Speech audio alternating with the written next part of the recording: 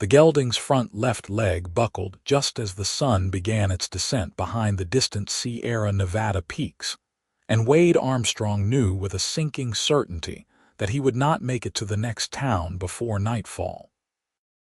He dismounted quickly, his boots hitting the dusty California earth with a muffled thud, and ran his calloused hands down the horse's trembling foreleg, feeling the heat radiating from the swollen joint even through the coating of trail dust.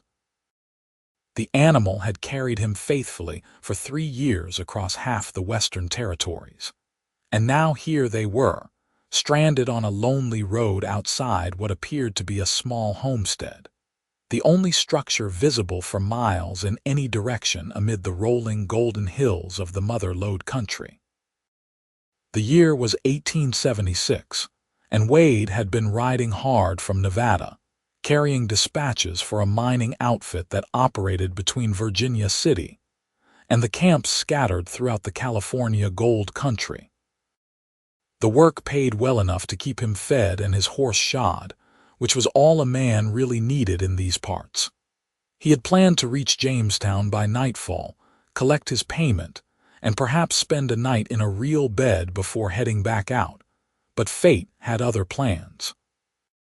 The homestead before him was modest, a single-story wooden structure with a covered porch and a small barn set back about 50 yards. Smoke rose from the chimney in a thin gray line, and as Wade stood there contemplating his options, the front door opened. The woman who stepped out onto the porch carried a rifle, which she held with the easy confidence of someone who knew how to use it. Wade raised his hand slowly, making sure she could see he meant no harm. Even from this distance, he could make out her features in the fading light, dark hair pulled back from a face that was young but weathered by sun and work, probably somewhere in her mid-20s. She wore a simple calico dress with an apron tied around her waist, and her boots were practical, worn from use. "My horse has gone lame," Wade called out, keeping his voice steady and respectful. "I do not mean any trouble, miss. Just hoping I might water him and perhaps sleep in your barn if you would allow it. I can pay." The woman studied him for a long moment, her eyes traveling from his dusty hat down to his worn boots, taking in the saddlebags and bedroll tied to his limping horse. Wade knew what she saw. A man of perhaps 27 or 28, tall and lean from long days in the saddle, with several days of stubble darkening his jaw and the kind of sun-bronzed skin that came from years of outdoor work. He wore no gun belt, having learned that carrying weapons openly made people nervous, though he had a small revolver tucked in his saddlebag for emergencies. "How bad is the leg?" she asked, lowering the rifle slightly but not putting it aside. "Swollen joint, feels hot. Could be a sprain or a stone bruise. He needs rest either way, at least a few days." The woman seemed to consider this, then nodded once. "Bring him to the barn. There is a water trough on the north side. You can bed down in the loft, but I expect you to keep your distance from the house. I will bring you supper in an hour." "Yes, miss, thank you kindly." Wade led his horse slowly toward the barn, conscious of the woman's eyes following his every move. He understood her caution. Out here, a woman living alone had to be careful. As he walked, he took in more details of the property. The small garden near the house was well tended, with neat rows of vegetables showing green against the brown earth. A chicken coop sat on the far side, and he could hear the soft clucking of hens settling in for the night. The barn itself was in good repair, the wood weathered but solid, with a small corral attached where 2 goats watched his approach with curious amber eyes. Inside the barn, Wade found it clean and organized, with 3 empty stalls and a ladder leading up to a hayloft. He settled his horse in the largest stall, removing the saddle and bridle with practiced efficiency, then found a rag and began to wipe the animal down, speaking to him in low, soothing tones. The gelding's name was Boone, and he had been Wade's constant companion through desert heat and mountain snow, through lonely nights and dangerous encounters with men whose intentions were far less honorable than Wade's own. "Easy now, boy," Wade murmured as he examined the leg again. "We will get you fixed up. Just need some rest and maybe a poultice if the lady has one." He had just finished settling Boone with a measure of grain from his own supplies when he heard footsteps approaching the barn. The woman appeared in the doorway, still carrying her rifle but also holding a covered plate. Wade noticed she had removed her apron, though her dress was still simple and practical. In the lamplight that now glowed from the house behind her, he could see her face more clearly. She had high cheekbones and a strong jaw, with dark brown eyes that assessed everything with intelligent wariness. There was a small scar above her left eyebrow, barely visible, and her hands showed the calluses of hard work. "I brought you some stew and cornbread," she said, setting the plate on a barrel near the barn entrance. "There is coffee in the pot as well. You can bring the dishes back to the porch in the morning." "I appreciate it, miss, truly. My name is Wade Armstrong. I have been riding dispatch between Nevada and the California camps." "Penelope Abbott," she replied after a moment's hesitation. "Most people call me Penny. This is my family's homestead, though I run it alone now." The way she said it, with that particular note of finality, told Wade that asking about her family would be unwelcome. He simply nodded and said, "I will be no trouble, Miss Abbott. Just need a few days to see if Boone's leg will heal up enough for gentle travel. What if it does not?" It was a fair question, and one Wade had been turning over in his own mind.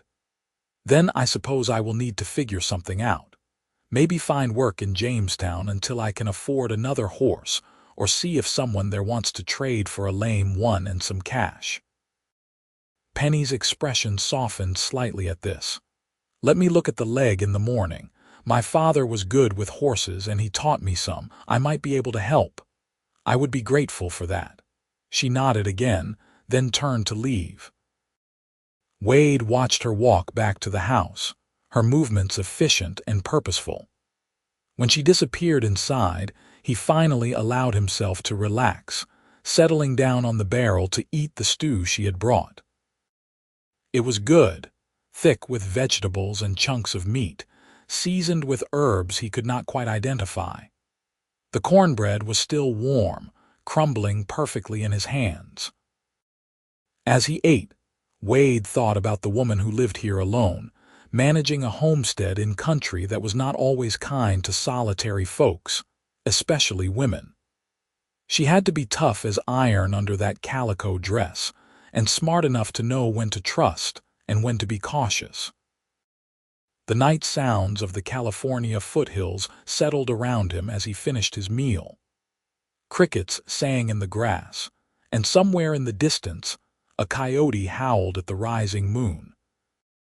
Wade climbed up to the hayloft, spread his bedroll, and lay back with his hands behind his head, staring up at the barn roof and thinking about the strange turn his journey had taken.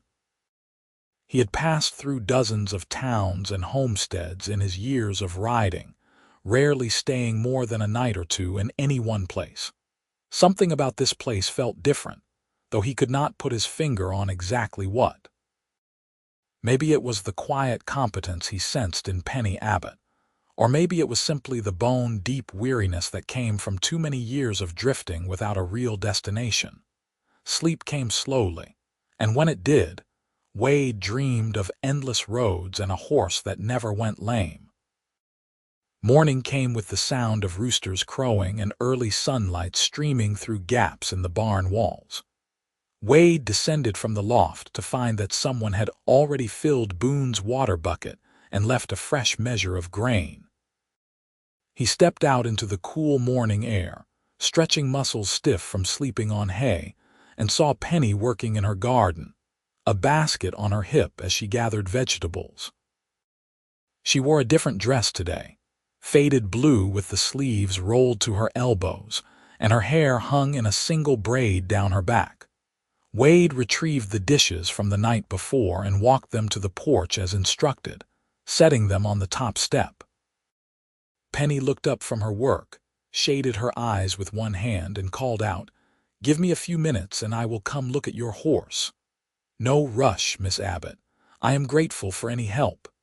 He returned to the barn and was brushing down Boone when Penny appeared, wiping her hands on a cloth. She approached the stall slowly, letting the horse get used to her presence, then ran her hands down his leg with surprising gentleness. Wade watched her work, noting the way her fingers probed carefully around the swollen joint, feeling for breaks or deeper damage. After a thorough examination, she straightened and turned to Wade. "It is a bad sprain, but I do not think anything is broken. Keep him off it completely for at least a week, longer if possible. I have some liniment that will help with the swelling. We should wrap the leg and change the wrapping daily. If you keep him quiet and well fed, he should recover enough for light travel in 2 weeks, maybe 3. 2 or 3 weeks, Wade repeated, the reality of that timeline settling over him. I will need to send word to my employer that I will not be making the return trip on schedule. There is a boy in Jamestown who runs messages. I go into town every Saturday for supplies. That is tomorrow. You could write a letter and I will see it gets sent. That would be helpful, thank you. And I should pay you for the grain Boone is eating and for the use of your barn." Penny waved this away. "We can settle up when your horse is healed. For now, if you want to earn your keep, I could use help with some repairs around the property. The corral fence needs mending, and there is a leak in the barn roof I have not been able to fix on my own." Wade felt relief wash through him. Honest work was something he could do, and it would be better than sitting idle for weeks. "I would be happy to help with whatever you need, Miss Abbott. Just point me in the right direction." The corners of her mouth twitched in what might have been the beginning of a smile. "Call me Penny, and I will show you after breakfast. Come up to the house in 15 minutes." She left before he could respond, and Wade found himself looking forward to breakfast in a way that had nothing to do with being hungry. He washed up at the trough, doing his best to make himself presentable, then made his way to the house at the appointed time. The interior was as neat and well-maintained as the rest of the property, with simple furniture that showed signs of careful craftsmanship. A large stone fireplace dominated one wall, and the kitchen area was organized with the efficiency of someone who did all their own cooking and cleaning. Penny had set 2 places at a small wooden table. She served eggs, bacon, and fresh bread with butter, along with coffee that was strong and hot. Wade could not remember the last time he had eaten a real breakfast at a real table, and he said so. "You have been on the road a long time?" Penny asked, settling into the chair across from him. "About 5 years now, ever since I left Missouri. Tried my hand at mining for a while, then ranching, then finally settled into dispatch work. It keeps me moving, which I suppose is what I wanted." "And now?" Wade considered the question. "Now I am not so sure. A man gets tired after a while, you know. Tired of sleeping on the ground and eating cold beans from a can. Tired of having no place that feels like home." Penny's expression grew distant. "I know something about that. My parents homesteaded this place back in '68, right after the railroad came through. They worked it together for years. My father died in '73 from pneumonia. My mother followed a year later. I think she just did not want to go on without him. I am sorry for your loss. It was hard, but this land is all I have of them now. I cannot just walk away from it, even though running it alone is not easy. Some folks in town think I should sell and move somewhere more suitable for a woman on her own, but this is my home. I will not give it up." There was fierce determination in her voice, and Wade found himself admiring it. Sounds like you are doing a fine job of it from what I can see. The place is well kept, and those vegetables in your garden are as healthy as any I have seen. My mother taught me about growing things. She had a gift for it. My father knew animals and building. Between the two of them, they made sure I could handle whatever came along. They finished breakfast in comfortable silence, and afterwards Penny showed Wade where her father had kept his tools. The corral fence was the first priority, several posts having rotted through at the base and others coming loose from their moorings. Wade spent the morning digging out old posts and setting new ones, tamping the earth down firmly around each base. The work was physically demanding, but satisfying in a way that riding dispatch never was. There was something honest about working with your hands, about seeing immediate results from your labor. Penny came out around midday with a jug of cool water from her well and some bread and cheese. She sat on the corral fence watching him work, and Wade was conscious of her gaze in a way that made him both self-conscious and oddly pleased. "You know your way around a fence post," she observed. "Worked on a ranch in Wyoming for a year. Learned a lot about fixing things that break, which is just about everything on a working ranch. Why did you leave?" Wade paused in his work, leaning on the post hole digger. The owner's son thought he could run things better than his father. Started cutting corners on feed and care, treating the hands poorly. I do not stick around places where people or animals are mistreated. Penny nodded as if this confirmed something she had been wondering about. "You seem like a decent man, Wade Armstrong. I am glad your horse went lame outside my homestead and not somewhere else." "So am I," Wade said, and meant it more than he had expected to. The days began to settle into a pattern after that. Wade would wake early, tend to Boone, then spend his days working on the various repairs and improvements that Penny needed. He fixed the barn roof, replaced several broken boards on the porch, shored up the chicken coop, and rebuilt a section of the stone wall that ran along the eastern property line. In the evenings, Penny would cook supper for both of them, and they would eat together at the small table, talking about their lives and experiences. Wade learned that Penny was 24, 3 years younger than him, and that she had never been married despite receiving several proposals from men in Jamestown and the surrounding areas. She had turned them all down, unwilling to marry someone who would expect her to give up her homestead or treat it as his own property instead of hers. Wade found himself respecting her independence even as he recognized the loneliness that sometimes shadowed her eyes. For her part, Penny seemed to appreciate having company that did not come with expectations or demands. Wade never pushed himself into her space or assumed familiarity beyond what she offered. He kept his belongings in the barn, respected her privacy, and made himself useful in ways that helped rather than hindered. Slowly, almost imperceptibly, the careful distance between them began to close. On Saturday, Penny drove her wagon into Jamestown with Wade riding alongside. The town was bustling with miners and merchants, the streets thick with dust and activity. Wade posted his letter explaining the situation to his employer, while Penny gathered supplies from the general store. Several people greeted her with warm familiarity, and Wade noticed more than one curious glance directed his way. A middle-aged woman with a kind face stopped to chat with Penny, her eyes dancing with obvious curiosity. "Who is your friend, Penny dear?"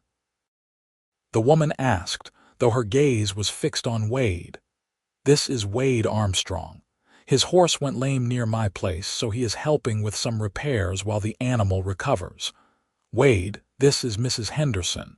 She runs the boarding house in town." "Pleased to meet you, madam," Wade said, tipping his hat. "How fortunate for Penny that you happened by." Mrs. Henderson said with a smile that suggested she found the whole situation quite interesting. She works too hard out there on her own. It is good she has help for a change. After Mrs. Henderson moved on, Penny rolled her eyes slightly. She means well, but by tomorrow the whole town will be speculating about you. Does that bother you? Penny considered this as they walked back to the wagon. No, I suppose it does not. Let them speculate. I know the truth, and so do you. That is what matters. They drove back to the homestead in the afternoon sunlight.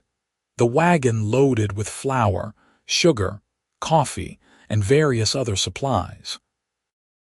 Wade found himself noticing small things about Penny. The way she handled the reins with easy competence, the set of her shoulders when she was thinking about something serious, the rare, full smile that transformed her face from merely pretty to genuinely beautiful. He was developing feelings for her, he realized, feelings that went beyond gratitude for her hospitality or appreciation for her strength. The realization should have worried him, but instead it felt right, like something that had been waiting to happen all along. That evening, as they sat on the porch watching the sunset paint the hills in shades of gold and purple, Penny said quietly, "You do not have to stay in the barn anymore if you do not want to. There is a small room off the kitchen that my parents used for storage. I cleaned it out last winter thinking I might take in a boarder someday if things got tight financially. You are welcome to use it." Wade looked at her, trying to read her expression in the fading light. "Are you sure? I do not want to make you uncomfortable in your own home." "You have been here almost 2 weeks now, Wade. If you were going to make me uncomfortable, it would have happened by now. Besides, it is getting colder at night. The barn is drafty." "Then I accept and thank you." The small room turned out to be just big enough for a narrow bed, a chest of drawers, and a washstand. Penny had made up the bed with clean linens and left a lamp on the dresser.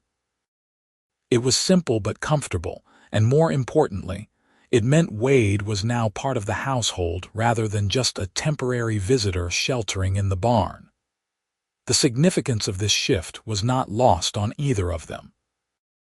As summer deepened into early autumn, Wade's work around the homestead expanded.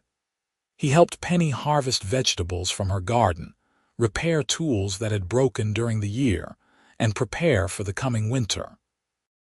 Boone's leg healed slowly but surely, the swelling going down until the gelding could walk without favoring it.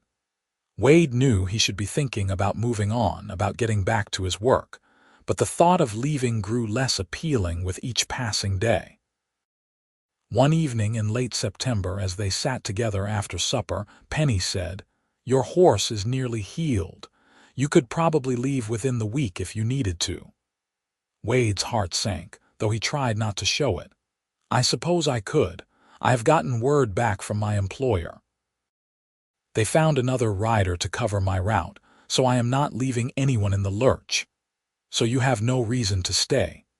It was not quite a question, but Wade heard the uncertainty beneath the words. He set down the coffee cup he had been holding and looked at her directly. "I have every reason to stay if you want me to. I know I have no right to say this, Penny, and you can send me on my way if I am speaking out of turn, but these past weeks have been the happiest I can remember. Working this land with you, sharing meals and conversation, being part of something that matters. I do not want to leave. I want to stay here with you if you will have me." Penny's eyes widened slightly, but she did not look away. "What exactly are you saying, Wade?" "I am saying that I have fallen in love with you. I know it has not been long, but sometimes a man just knows. You are strong and smart and capable, and you make me want to be a better version of myself. I want to help you run this homestead, not because I think you need help, but because I want to be your partner in it. I want to build a life here with you."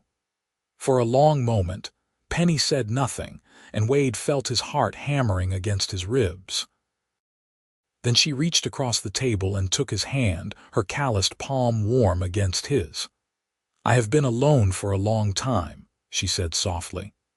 "After my parents died, I told myself I did not need anyone, that I could manage everything on my own. And I did. But that is not the same as wanting to be alone. When you showed up with your lame horse, I thought you would be gone in a few days and life would go back to normal. Instead, you stayed. You worked hard, you respected my space, and you made me remember what it is like to have someone to talk to at the end of the day. I think I have been falling in love with you too, Wade Armstrong, and it terrifies me." "Why does it terrify you?" "Because what if you decide this life is too quiet, too hard? What if you wake up one day and realize you miss the road, the freedom of going wherever you want? I could not bear to have you leave after I let myself depend on you." Wade squeezed her hand gently. "I have spent 5 years on the road looking for something I could not name. Now I know what it was. It was this. It was you. I am not going anywhere, Penny, not unless you send me away." She stood then, still holding his hand, and Wade rose to meet her. When she kissed him, it was gentle at first, tentative, as if testing the reality of what was happening between them. Wade wrapped his arms around her, pulling her close, and the kiss deepened into something that spoke of loneliness ending and new beginnings taking root. They were married in Jamestown 3 weeks later, on a crisp October morning with the aspens turning gold on the hillsides. Mrs. Henderson from the boarding house served as witness, along with the general store owner and his wife. It was a simple ceremony performed by a traveling preacher who came through town once a month, but to Wade it felt more significant than any grand affair could have been. When the preacher pronounced them husband and wife, Wade looked into Penny's eyes and saw his entire future reflected back at him. The winter that followed was hard, with heavy snows that blanketed the foothills and temperatures that dropped well below freezing. But inside the homestead, Wade and Penny built a life together that was warm and full. They worked side by side during the day, Wade learning the rhythms of farming and animal husbandry, Penny teaching him everything her parents had taught her. At night, they would sit by the fire, sometimes talking, sometimes simply enjoying the quiet comfort of each other's presence. Wade proved to be a quick learner and a tireless worker. He built additional outbuildings to house more livestock, expanded the garden plots for spring planting, and made improvements to the irrigation system that fed water from a nearby creek. Penny, in turn, showed him the subtle signs of changing weather, taught him which plants were safe to eat and which could be used for medicine, and shared the accumulated wisdom of 8 years of homesteading in this particular piece of California soil. In the spring, Penny discovered she was pregnant. The news filled them both with joy tinged with nervousness. They were young, but they had each other and a strong foundation to build on. Wade became even more protective and attentive, though Penny insisted on continuing most of her regular work well into the pregnancy. She was not the type to sit idle simply because she was carrying a child. Their son was born in December of 1877, during a brief warm spell between winter storms. The birth was attended by Mrs. Henderson and a midwife from Jamestown, and though it was difficult, both mother and baby came through healthy and strong. They named him William, after Wade's father, with the middle name Thomas after Penny's father.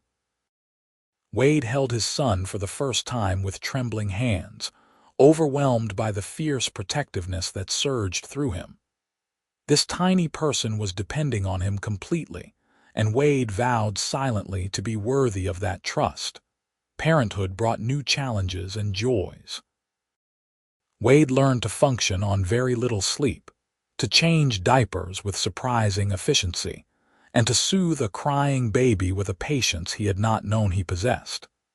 Penny nursed William while continuing to manage the household, and Wade marveled at her strength and resilience.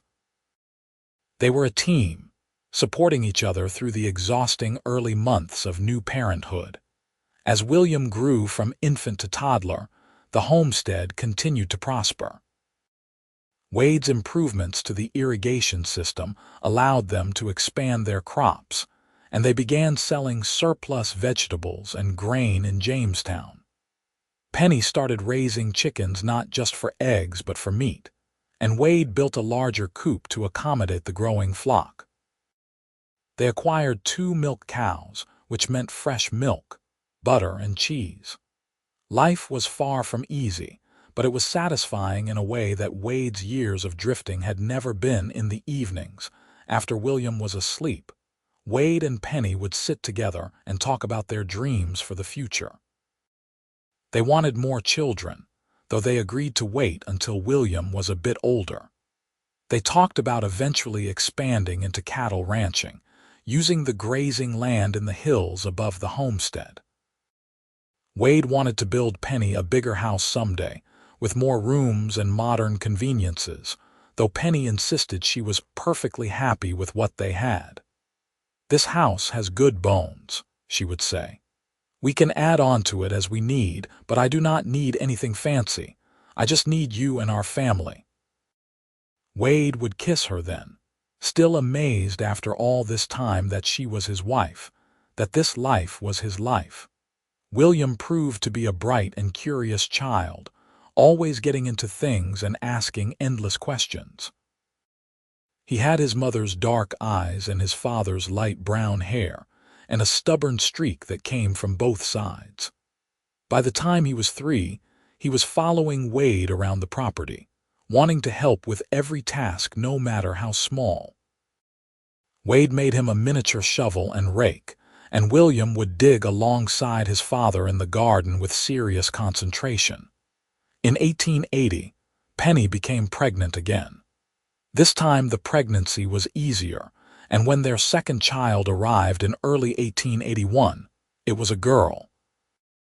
They named her Patricia Ann, and she was as different from William as night from day. Where William had been fussy and demanding as a baby, Patricia was calm and content. She had Penny's features and Wade's coloring, with blue-green eyes that seemed to take in everything around her. With 2 children, the homestead became even more lively. William was protective of his baby sister, though he also delighted in making her laugh with his antics. Wade built additional rooms onto the house, expanding it gradually over several years until it was nearly twice its original size. They now had separate bedrooms for the children, a proper dining room, and a larger kitchen with a new cast iron stove that Penny adored. The work was constant but rewarding. Wade's early fears that he would miss the freedom of the road had never materialized. Instead, he found freedom in commitment, in knowing exactly where he belonged and what his purpose was. Every fence he mended, every crop he harvested, every improvement he made to the property was an investment in his family's future. This was his legacy, and it felt more valuable than anything he could have found on the endless roads he used to travel. In 1883, they had another child, a son they named Wesley. He was a perfect blend of his parents and siblings, curious like William, calm like Patricia, with a ready smile that charmed everyone who met him. The house rang with the sounds of children playing, and Wade often paused in his work to simply listen and marvel at the life he and Penny had built together. Jamestown grew and changed around them. The mining industry began to decline as the easily accessible gold played out, but the town adapted, becoming more agricultural and commercial. Wade served on the town council for a term, helping to make decisions about roads and water rights. Penny became known throughout the area for her excellent produce and her skill with medicinal herbs, and people would sometimes ride out to the homestead seeking her advice for various ailments. The children grew rapidly. William showed an early aptitude for working with animals and declared his intention to become a rancher. Patricia loved plants and growing things, spending hours in the garden with her mother. Wesley, the youngest, seemed equally interested in everything, flitting from one pursuit to another with boundless enthusiasm. Wade and Penny did their best to encourage each child's individual interests while also teaching them the value of hard work and family loyalty. In 1886, Wade's old employer from his dispatch riding days came through Jamestown and stopped by the homestead to visit. The man was older now, grayer, and he walked with a slight limp from an old injury. He looked around at the thriving farm, at the children playing in the yard, at the obvious prosperity and happiness, and shook his head with a smile. "Never thought I would see Wade Armstrong settled down," he said as they sat on the porch drinking coffee. "You were always the restless type, never in one place more than necessary." "I was looking for home," Wade replied, watching Penny work in her garden with Patricia at her side. "I just did not know it until I found it." "That your wife?" "Yes, Penny. Best thing that ever happened to me was my horse going lame outside her place." The older man chuckled. "Funny how life works sometimes. You going to stay here then, make a real go of it?" "I am here for the rest of my days," Wade said with absolute certainty. "This is where I belong." After his visitor left, Wade walked out to the garden where Penny and Patricia were harvesting tomatoes. He wrapped his arm around his wife's waist and pulled her close, breathing in the familiar scent of her hair mixed with the earthy smell of sun-warmed tomatoes. "What was that for?" Penny asked, but she was smiling. "Just remembering the day Boone went lame and I ended up at your door. Best day of my life looking back." "Mine too," Penny said softly. "Though I did not know it at the time. I just saw a dusty cowboy with a lame horse and thought he would be gone in a few days. Instead, I stayed for the horse and remained for you. And I am very glad you did." The years continued to pass in a blur of seasons and milestones. William turned 18 in 1895 and announced his intention to start his own ranch on land adjacent to the homestead that had recently become available. Wade helped him purchase it and build his first structures, proud of the strong, capable man his son had become. Patricia, at 14, was already being courted by several young men from Jamestown, though she showed no interest in any of them, declaring she had too much to learn before she would consider marriage. Wesley, at 12, was developing an interest in mechanics and engineering, fascinated by the new technologies beginning to appear even in rural California. Wade did not fully understand his youngest son's passion for machinery, but he supported it, arranging for Wesley to apprentice with a blacksmith in town who was beginning to work with mechanical equipment. In 1897, Penny's health began to decline. It started with fatigue that she tried to brush off as simply getting older, but Wade knew better. He insisted she see a doctor in Jamestown, who examined her and delivered sobering news.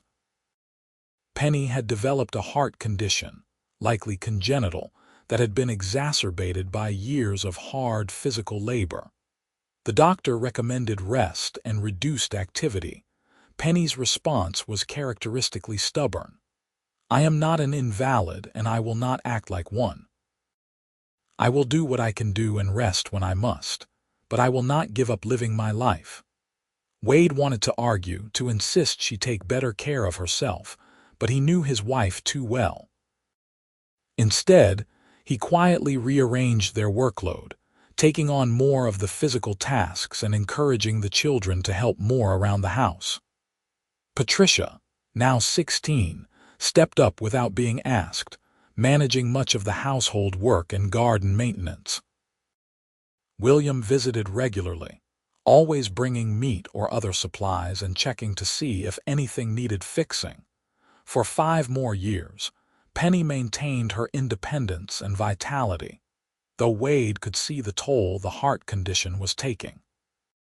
She moved more slowly, tired more easily, and there were days when she stayed in bed rather than pushing through exhaustion. But she never complained, and she never lost her sharp wit or the warmth in her eyes when she looked at Wade and their children. In the spring of 1902, Penny's heart finally gave out. She died peacefully in her sleep, lying beside Wade in the bed they had shared for 25 years.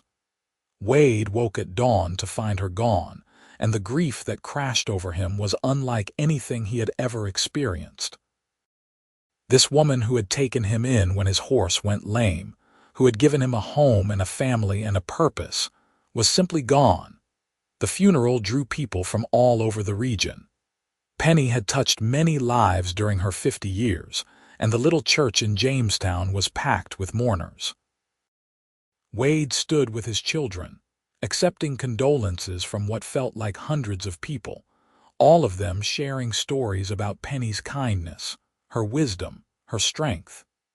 It helped, knowing how much she had been loved, but it did not fill the enormous hole her absence left in Wade's heart. In the months that followed, Wade struggled with his grief. The homestead felt empty without Penny's presence, and he found himself talking to her sometimes as he worked, telling her about his day as if she were still there to listen. The children worried about him, checking in frequently and trying to draw him back into the life of the family. It was Wesley, now 17 and preparing to leave for a technical school in Sacramento, who finally broke through Wade's sorrow.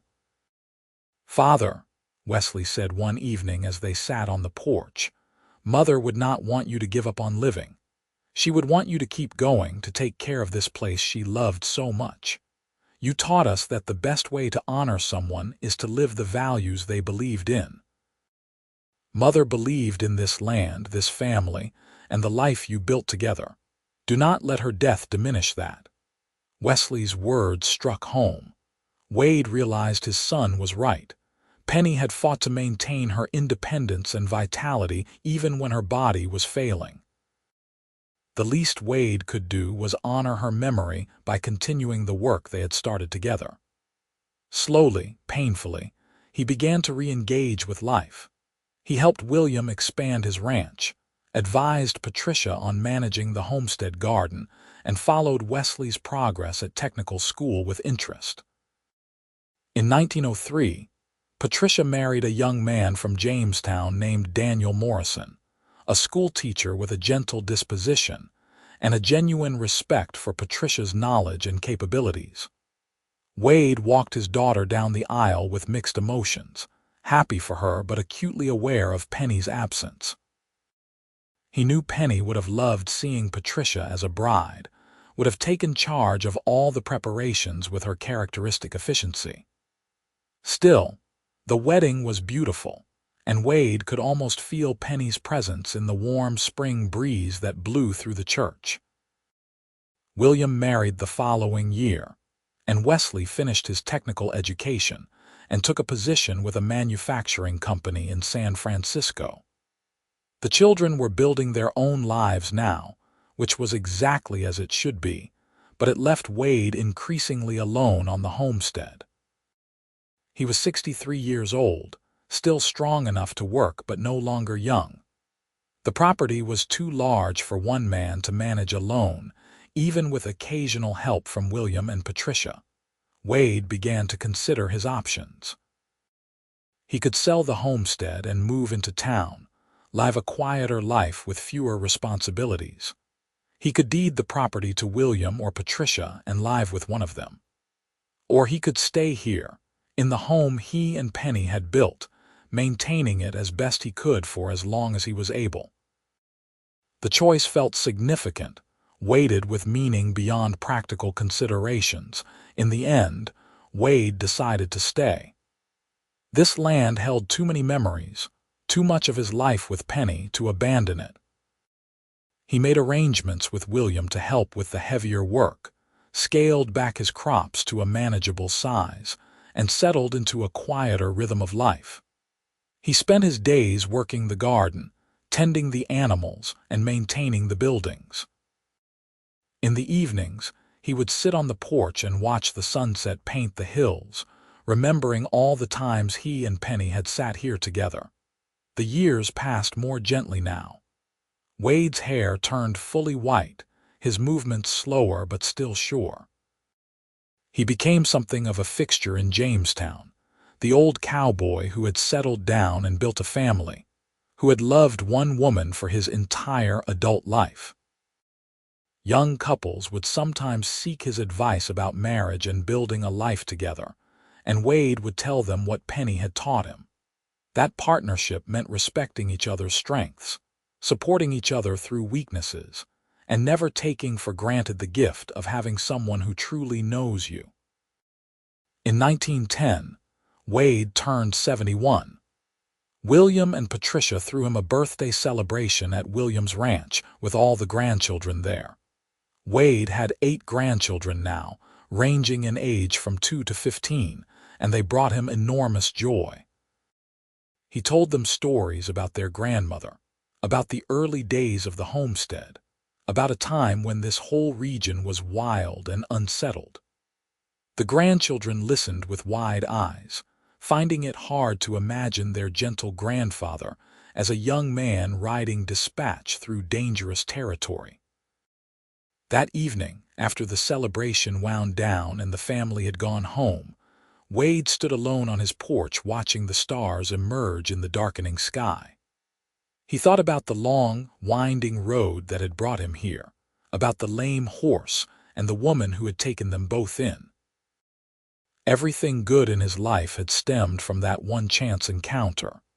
If Boone had not gone lame exactly where he did, Wade would have ridden on to Jamestown and then back to Nevada, probably still drifting from place to place even now. Instead, he had found Penny. He had found home. He had built a life that mattered, raised children who were good people, and left a mark on this piece of California earth that would outlast him. It had been more than he ever could have hoped for when he was a young man looking for something he could not name. Wade lived 5 more years, active and engaged until nearly the end. He died in his sleep in the summer of 1915, in the same bed where Penny had died 13 years earlier. William found him the next morning, lying peacefully with a slight smile on his face, as if he had seen something pleasant in his final moments. The family liked to think that Penny had come for him, that they were together again after so many years apart. The funeral was well attended, though many of Wade's contemporaries were already gone. The preacher spoke about Wade's journey from wandering cowboy to devoted husband and father, about the legacy of hard work and love he left behind. They buried him next to Penny in the small cemetery on a hill overlooking the homestead, where he could watch over the land they had built together. William took over the original homestead, combining it with his own property to create a larger operation. He made sure to maintain his parents' house exactly as they had left it, preserving it as a reminder of where the family had started.